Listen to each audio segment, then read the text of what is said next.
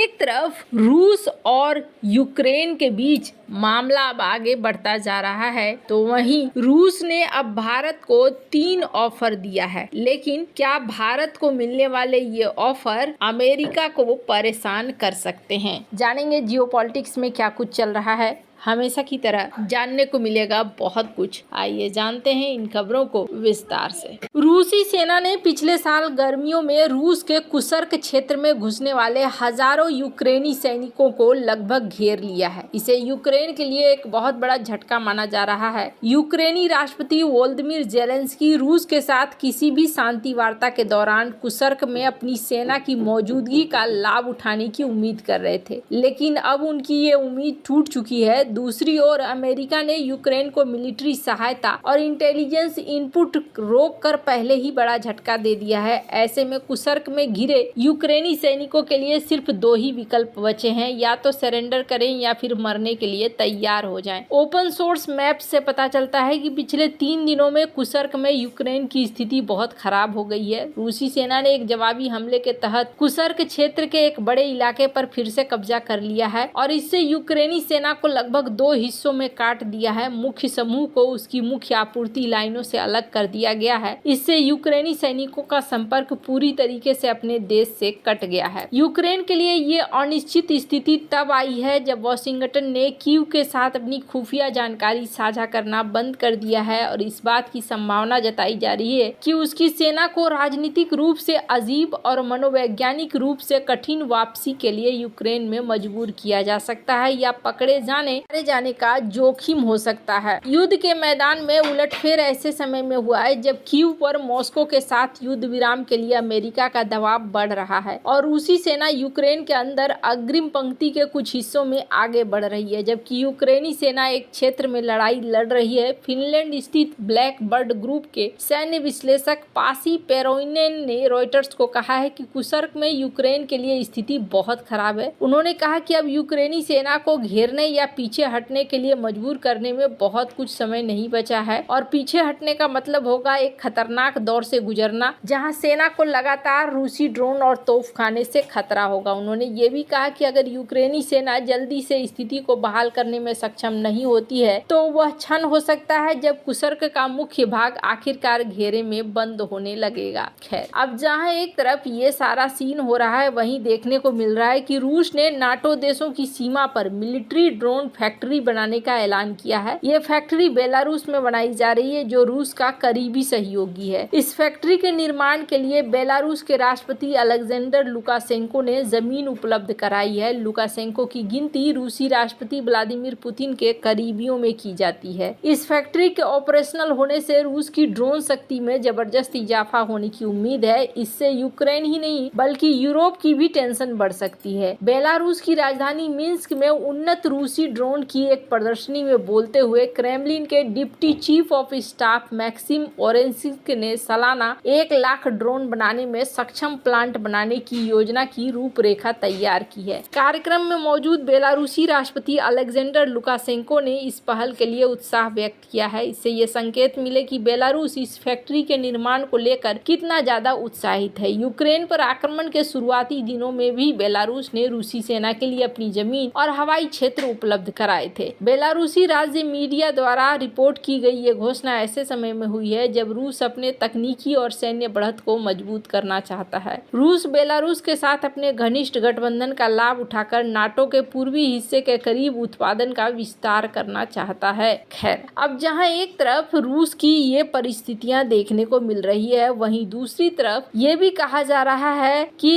एक दबाव बनाने की कोशिश हो रही है डोनाल्ड ट्रंप के ऊपर कि इनके जो शैडो फ्लीट्स हैं उन पर कार्रवाई करो। अमेरिका ने G7 देशों के उस प्रस्ताव को खारिज कर दिया है जिसमें रूस के शैडो ऑयल टैंकर फ्लीट पर कार्रवाई की योजना थी। इसके बजाय अमेरिका ने चीन पर अपना ध्यान केंद्रित करने को प्राथमिकता दी है। ये फैसला ट्रंप प्रशासन के तहत लिया गया है जो बहुपक्षीय संगठनों में अपनी नीतियों को फिर से मूल्यांकन कर रहा है। इस कदम ने वैश्विक कूटनीतिक और व्यापार में एक नया मोड़ ला दिया है। कनाडा, जो इस साल G7 की अध्यक्षता कर रहा है, उसने रूस के शैडो फ्लीट टैंकर को निशाना बनाने के लिए एक टास्क फोर्स बनाने का प्रस्ताव रखा था। था। यह बेड़ा पुराने और अनियमित जहाजों का समूह है जिसे रूस यूक्रेन युद्ध के दौरान पश्चिमी प्रतिबंधों से बचने के लिए तेल निर्यात में इस्तेमाल कर रहा है। कनाडा अगले हफ्ते क्यूबेक के चार्लेवॉक्स में G7 मंत्रियों की बैठक मेजबानी करेगा, जहां इस मुद्दे पर संयुक्त बयान तैयार कर जाना है। अमेरिका ने इस योजना को खारिज कर दिया है। इसके बजाय चीन पर सख्त भाषा का इस्तेमाल करने की मांग की है। अमेरिका चाहता है कि संयुक्त बयान में चीन के अवैध समुद्री दावों, हवाई युद्धाभ्यास और दक्षिण चीन सागर में उनकी गतिविधियों को स्पष्ट रूप से नाम लेकर निशाना बनाया जाए। इसके साथ ही उसने रूस के खिलाफ बयान को कमजोर करने की कोशिश की है। ट्रंप प्रशासन बहुपक्षीय संगठनों में अपने नीतियों को फिर से देख रहा है और चीजों को एक बार फिर से बदल रहा है। 1973 का जो तेल संकट आया था,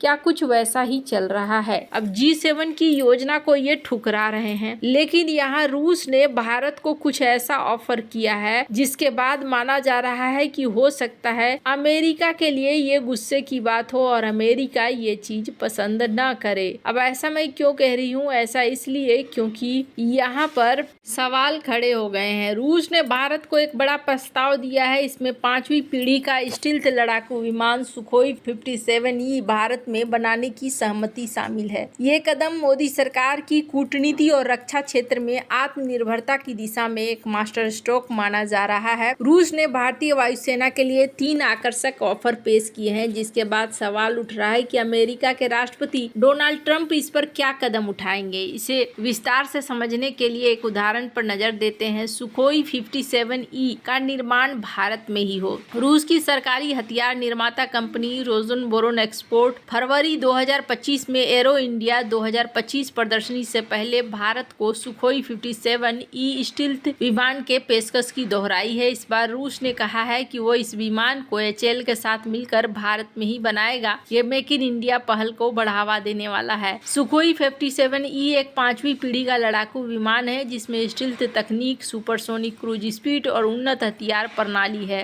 रूस ने भारत में सुखोई 57E के निर्माण के लिए टेक्निकल ट्रांसफर की पेशकश की है। इससे भारत को न केवल विमान मिलेगा बल्कि उनकी तकनीक भी हासिल होगी। सुखोई 30 MKI का अपग्रेड। भारत के पास पहले से ही 260 से ज्यादा सुखोई 30 MKI हैं, जिसमें 220 से अधिक HAL ने रूसी लाइसेंस के तहत बनाए हैं। अब रूस इन विमानों में आधुनिक भारतीय हथियार और तकनीक से अपग्रेड करने का प्रस्ताव दे रहा है। तीसरा, एमका में भी सहायता करने का प्रस्ताव यहाँ पर दिया जा रहा है। रूस की तरफ से तो बहुत सारे ऑफर दिए जा रहे हैं। अब बात है कि क्या भारत F-35 खरीदेगा? तो यहाँ ऐसा नहीं है। भारत के जो एयर चीफ रहे हैं उन्होंने इस बात को कहा भी था कि देखो, ये फाइटर जेट खरीदना कोई वॉशिंग मशीन खरीदना जैसा नहीं है कि गए और जाकर उठाकर ले आए। बहुत सारी चीजें हैं जिनको देखना होता है, उसके बाद ही हम फैसले लेते हैं। और जब उनसे पूछा गया कि अच्छा तो फिर